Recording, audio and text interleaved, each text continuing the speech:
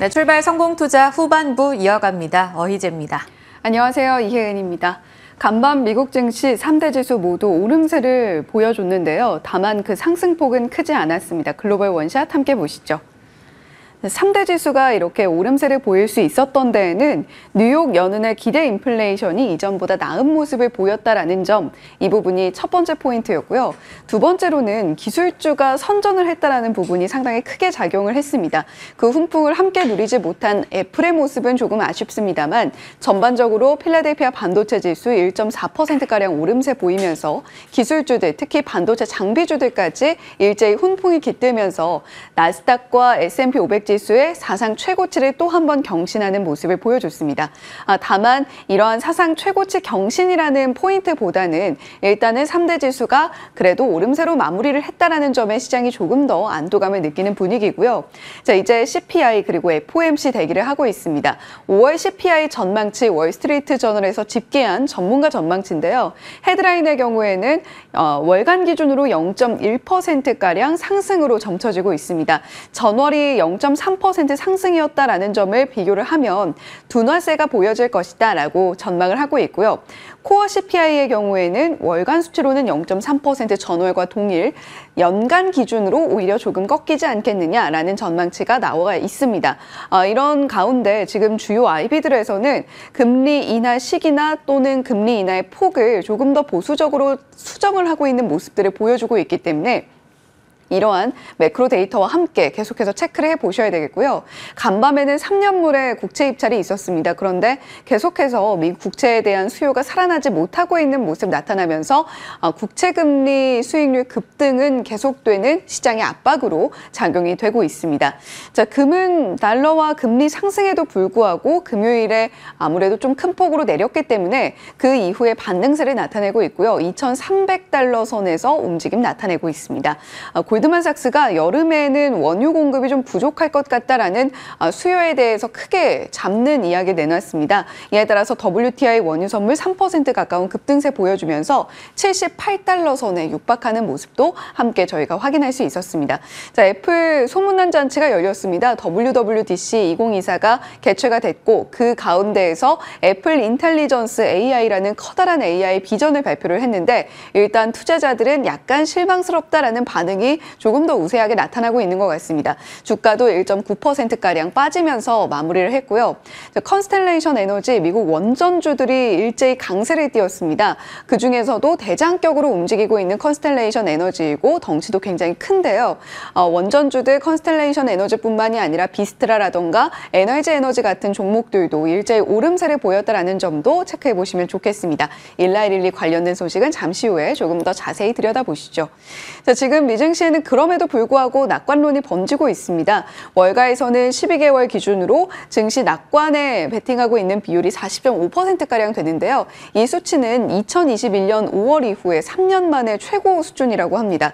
앞으로 미 증시의 상방이 조금 더 열려있다는 것으로도 우리가 해석을 해볼 수가 있을 텐데 이러한 낙관론이 과연 언제쯤 까지 이어질 수 있을지 체크해 보시면 좋겠고요. 이번 주에 또 CPI와 FOMC라는 일정이 자리 잡고 있기 때문에 단기적인 투자 전략은 어떻게 짜가야 될지 조금 더 신중한 걸음은 필요하겠습니다. 애플이 WWDC라는 연례 행사를 대규모 행사를 열 때마다 그 첫날에는 주가가 하락으로 마무리를 한 경험이 지난 10번 중에 8번입니다. 이번에도 그 징크스는 어김없이 적용이 되면서 주가가 2% 가까운 낙폭을 보여줬는데요. 이전에 WWDC에서 공개됐던 여러 가지 이슈들과 관련한 키워드를 한마디로 정리를 좀 레딧에서 해놓은 것을 가지고 와봤습니다. 이번에는 결국에 AI다라고 이야기를 많이 하고들 있던데 핵심적인 내용은 시리의 대대적인 업데이트 그리고 그 시리에는 바로 오픈 AI와의 협력을 통해서 챗 GPT-4 그리고 챗 GPT-4.5가 탑재된다라는 소식이 들려왔다라는 점입니다. 텍스트와 이미지, 액션 기능에 있어서 여러 가지 면에서 AI 기능이 적용이 될 수 있고 특히 생성 이미지 쪽에서 조금 더 놀라운 퍼포먼스를 보여줄 수 있을 것 같다라는 기대감이 자리하고 있습니다. 무엇보다도 온디바이스 AI와 클라우드 AI를 함께 접목을 해서 애플이 그동안 강점으로 내세워왔던 보안 기능에 조금 더 초점을 맞추겠다라는 이야기를 하고 있는데 일론 머스크 CEO가 또 바로 즉각 X 글을 통해서 이런 이야기를 내놨더라고요. 애플이 오픈 AI와 손에 잡는다라는 것은 개인정보가 모두 오픈 AI로 넘어가는 것이 아니냐. 나는 그거는 반대한다. 약간 이런 뉘앙스의 글을 내놨습니다. 이러한 이슈들이 과연 애플 주가에는 또 얼마나 더 길게 영향을 미치게 될지 한번 주시를 해보시면 좋겠고요. 비전 프로에 대한 이야기도 나왔습니다. 비전 프로 글로벌 8개국 출시 대상에 한국이 포함될 것이다라는 전망이 좀 있었는데 한국은 배제가 됐고요. 중국과 일본, 싱가포르 같은 아시아 국가들이 함께 포함이 되는 모습들 살펴볼 수가 있었습니다. 자, 그렇다면 일단 비전 프로도 어쨌거나 판매국이 확대된다라는 것은 판매량에 대한 기대감을 높일 수 있는 포인트고 AI 역시 마찬가지입니다. 아이폰에 대한 수요, 일단 UBS에서는 조금 보수적으로 잡고 있기는 합니다만 그럼에도 불구하고 점차적으로 아이폰의 AI 탑재에 대한 기대감으로 수요가 늘어날 수 있다라는 그러한 전망도 함께 공존하고 있는 상황입니다. 그렇다면 우리가 그 밸류 체인을 좀 들여다볼 필요가 있겠죠. 일단 XR 기기 관련해서 좀 가지고 와봤는데 애플과 함께 협력할 수 있는 가능성이 있는 기업들도 종종 보여서 이렇게 좀 정리를 해봤습니다. 특히 디스플레이, 장비 부품 쪽이 애플의 OLED 그리고 비전 프로의 OLED에 우리가 좀 기대를 걸어볼 만할 텐데요. LG 디스플레이, 삼성 디스플레이, 선익 시스템, SNU, 라운텍 같은 기업들이 우리 기업으로서 애플과의 협력 가능성이 있는 기업들입니다. 특히 삼성 디스플레이 같은 경우에는 애플이 폴더블 폰과 관련해서도 조금 이슈가 나오고 있는 것 같으니까요. 이 부분까지 함께 체크해 보시면 좋겠습니다. 자, 1912 이번에는 치매 치료제입니다. 비만 치료제, 당뇨 치료제에 이어서 치매 치료제로서도 또 한 번 센세이션을 일으켜줄 수 있을까요? FDA가 이 자문위원회가 1912의 치매 치료제, 알츠하이머 치료제 도나네맙의 승인을 권고했다라는 소식이 간밤에 들려왔습니다. 이에 따라서 장중에도 주가가 상승이 나왔습니다만 시간 외에서 더 큰 폭의 상승을 만들어냈던 1912였는데요. 보통 이 자문위의 권고 자체에는 아주 강력한 효력이 있는 것은 아니나 자문위가 승인을 권고하면 보통은 승인이 되는 수준을 밟는다라는 점에서 시장에서 큰 호재로 받아들이고 있는 것 같습니다. 물론 부작용도 있습니다만 기존의 승인이 이미 되었던 레카네맙과 비교했을 때 초기 치매 진행을 잡을 수 있는 확률이 27%대 35%로 보다 높았다는 점에 시장이 집중을 하고 있고요. 자, 그렇다면 국내 기업들 중에서 치매 치료제, 알츠하이머 치료제 관련해서 영위하고 있는 기업들이 어떤 기업들이 있을까 한번 정리를 해봤습니다. 젠백스와 아리바이오 같은 경우는 글로벌 임상, 국내와 미국 임상도 진행을 하고 있는 후보군이 있고요. 그 밖에도 GNT 파마는 비상장이고 한국파마, 샤페론, 아이큐어 같은 종목들이 있는데 이 가운데에는 시총이 좀 작은 종목들도 있습니다. 1,000억 원 미만의 기업들도 있으니까요. 오늘 시장에서 치매 치료제 관련해서 보신다면 한번 참고해 보시면 좋겠습니다. 네, 이렇게 간밤 3대 지수가 상승으로 마무리를 해줬는데 일단은 조금 조심스럽게 발걸음을 떼는 분위기가 감지가 되고 있습니다. 이번 주에는 시장 흐름을 읽는 데 있어서 우리 투자자분들께서도 상당히 신중하시지 않을까라는 생각이 듭니다. 지수도 2,700선에서 줄다리기가 계속되고 있습니다. 우리 혜연 앵커의 양봉, 저의 또 음봉, 그 안에서 지수가 어느 쪽의 방향을 또 잡아갈 수 있을지 혜연 앵커 쪽으로 기대를 해보면서 시장 안에서 봐야 될 포인트들 짚어드릴게요. 자, 어제 우리 시장이었습니다.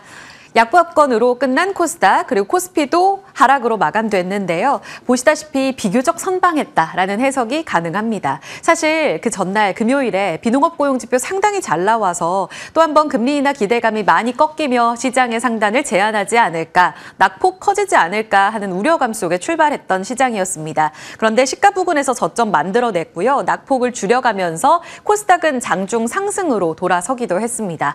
보시면 수급 쪽으로는 거래소 쪽으로 소폭이지만 매수가 들어왔고 코스닥은 외국인들이 팔았지만 기관과 개인이 담아가는 모습 속에 종목별로 순환매 움직임을 나타냈습니다.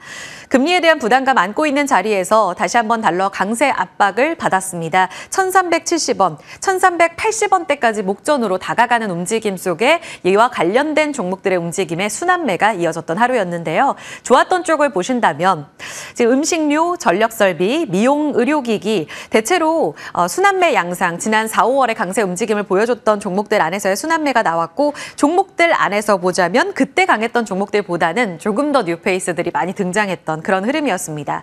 음식료 같은 경우에는 고환율 수혜, 게다가 K푸드에 대한 수출 기대감 자리하면서 고공행진하고 있죠. 삼양식품 2%가량 올랐고 농심과 같은 그동안 많이 못 갔던 종목들까지 급등세를 보여줬습니다. 폭염과 관련된 내용, 6월 들어 날씨가 급격하게 더워지고 있고 이젠 저녁으로 좀 서늘한 기온이 사라지고 있죠. 이 때문에 폭염 관련 종목들도 빙과류 쪽에서 시세가 포착이 됐습니다. 전력 설비도 모처럼 만에 움직였는데 이슈가 있었고요. 한전에서 41조 인도네시아 송전망 구축한다라는 내용 속에 어제 한전산업이 상한가로 치닫는 모습 속에 송배전 관련 종목들도 튀어올랐습니다. 미용 의료기기 안에서는 개별 종목으로 프랑스 투자사의 공개 매수 상장 폐지 결정 나오면서 제이시스 메디칼이 18%의 급등세를 보이며 신고가를 보여주기도 했는데요. 미용 의료기기 섹터 전반에 걸친 상승이 나오기도 했습니다. 자, 어제 우리 시장은 비교적 선방하면서 2,700선에 대한 강력한 의지를 보여주고 있습니다. 그러니까 하방이 크게 뚫리지 않는 모습 속에 견고했다라는 해석들이 어제 증권가에서 많이 나왔습니다. 자, 이렇게 하방에 대한 지지력은 어느 정도 보여주고 있는데 상단에 대한 기대치가 높지는 않은 상황이죠. 그 이유는 바로 금리 상방 4.5%를 또 뚫지 않을까 하는 우려감이 있고요. 더불어서 강달러의 움직임, 지난 4월, 5월 우리 시장을 발목을 잡았던 요인들이 다시 고개를 들고 있기 때문입니다. 달러 인덱스는 105포인트까지 올라가면서 이달 들어 최고치를 보여줬고요. 비농업 고용지표 발표됐던 지난 금요일에는 올 연초 1월 대비 가장 큰 일간 등락폭을 보여줬던 달러 강세입니다. 보시다시피 크게 튀어오르는 모습 확인할 수가 있죠. 미국 경제가 나홀로 좋기도 하고요. 그렇기 때문에 고금리 지속, 금리가 계속해서 높게 진행이 된다면 달러 강세 움직임 유지가 될 수밖에 없습니다. 게다가 이 상대평가죠. 이 외환시장 안에서 다른 환율이 다른 달러 대비 다른 쪽이 통화가 좀 약세 움직임을 보이게 되면 달러가 더 힘을 받기 마련인데 이 분위기가 더 진행되고 있습니다. 지난 밤 진행이 됐던 유럽의회 선거 발표가 났는데요. 마크롱 대통령, 프랑스 대통령이죠. 그리고 독일 총리가 이끄는 이 중도 정당이 완전 패배했습니다. 참패하고 극우 정당이 이겼습니다. 이 때문에 유로화가 다시 한번 최저치까지 떨어지면서 밀렸는데요. ECB는 이번 회의에서 7월부터 인하를 결정하기도 단행한다라고 결정하기도 했습니다. 그러니까 유로화 최저치 움직임은 계속해서 진행될 여지가 있다. 결국 강달러를 자극하게 될 거고요. 영국 같은 경우에는 11월 정도의 금리 인하 예상되고 있습니다. 따라서 파운드도 약세, 위안화는 여전히 중국 디플레 속의 약세죠. 이렇게 세 개의 통화가 모두 다 달러 대비 열세를 지속하고 있기 때문에 강세 움직임은 달러 쪽으로 진행이 될 거다. 원달러 환율도 지금 우리은행에서 전망하고 있다시피 4분기까지 강달러가 계속 진행될 거다라고 보고 있습니다. 자, 5월 직고점, 5월 말에 이 원달러 환율이 1,384원까지 올라갔었다가 잠잠해졌던 6월이었는데 다시 1,380원 목전까지 올라가고 있습니다. 이런 강달러 움직임을 어떻게 봐야 하는가, 지수와의 역의 상관관계를 그리고 있는 흐름을 비교해봤습니다. 위쪽으로는 원달러 환율 흐름이고요. 아래쪽으로는 코스피 지수입니다. 보시다시피 데칼코마니처럼 살짝의 시차가 있긴 하지만 접었다가 피면 이런 움직임을 고스란히 보여주고 있는데요. 지금 3월, 올해 들어서 3월에 지수가 상당히 좋았었죠. 이때 환율이 1,300원대까지 내려가기도 했습니다. 코스피는 자연스럽게 3월 말 2,779 연고점을 경신했습니다. 수급 최대치까지 올라가며 외국인 수급 좋았었고 반면 4월 중순에는 고금리 속에 1,400원까지 올랐던 원달러 환율, 이때가 다시 한번 저점 120일선을 깼던 코스피입니다. 다시금 2,700선에 머물러 있는 가운데 1,376원에 머물러 있는 이 달러의 흐름은 지수의 움직임에서 상당히 중요하겠습니다. 그러면 상방도 막혀있고 하방도 막혀있는 이런 움직임 안에서 다시 한번 4, 5월 그러니까 달러 강세 흐름을 보여줬던 지난 2달간의 흐름 안에서 힌트를 찾아봐야 될 겁니다. 증권가에서는 이 고환율 수혜주들 계속해서 순환매 양상 이어질 거다라고 보고 있습니다. 그렇게 힌트를 얻어본 4가지 섹터인데요. 먼저 2가지 섹터입니다.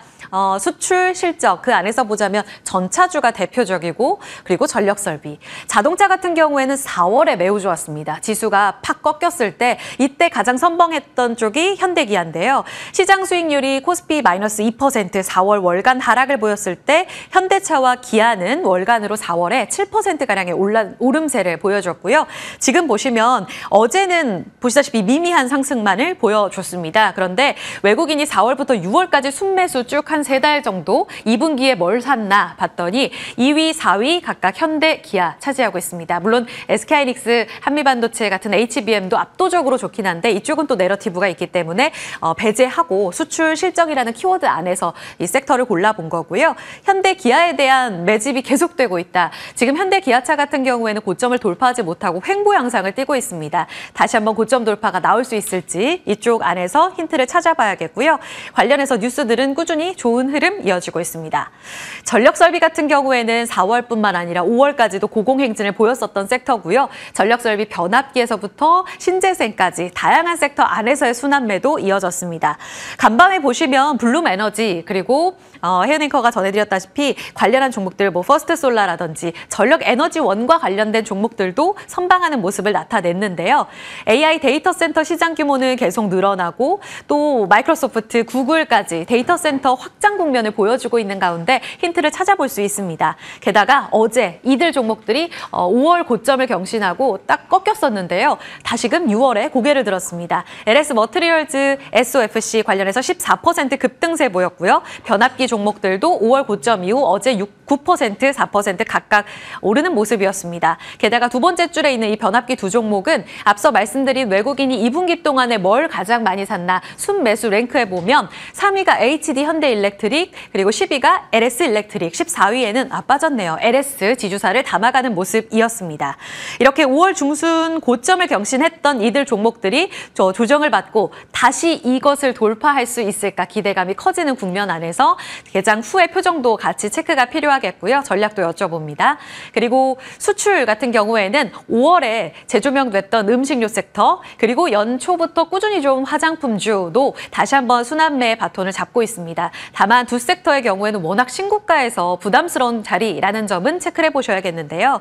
음식료주 어제 좋았습니다. 삼양식품 같이 연간으로 봤을 때 180%가량 올랐던 이들 종목들 말고 농심, 풀무원, 롯데웰푸드 덜 갔던 종목들이 더 시세를 치고 올라가는 모습을 보였고요. 단기간에 크게 올랐던 우양은 어제 또 빠지는 모습을 보여줬습니다. 단기 급등에 따른 매물출의 우려 속에 섹터 안에서의 순환매는 살아있는지 힌트 찾아봐야겠고요. 화장품주까지 전해드리면 저희가 개장 시간에 매번 전해드립니다. 과연 고점이 어디일까? 어제도 추가 강세가 나왔는데 몇몇 종목으로는 고점 대비 또 빠지면서 음봉 전환을 마감했습니다. 물론 낙폭 보시다시피 크지 않았고요. 연간으로 111% 올랐던 VT는 어제 마이너스 0.5%의 하락, 한국화장품 0.1% 조정이었습니다. 지금 중동시장 진출, 한중일 교류 속에 수출과 인바운드에 대한 기대감을 같이 갖고 있습니다. 밸류에이션 프리미엄 부여 국면인가에 대한 답도 궁금합니다. 고점 계속해서 고공행진하는 가운데 이 네 섹터가 오늘도 순환매 바톤을 이어갈 수 있을지 잠시 후에 체크해 보도록 하고요.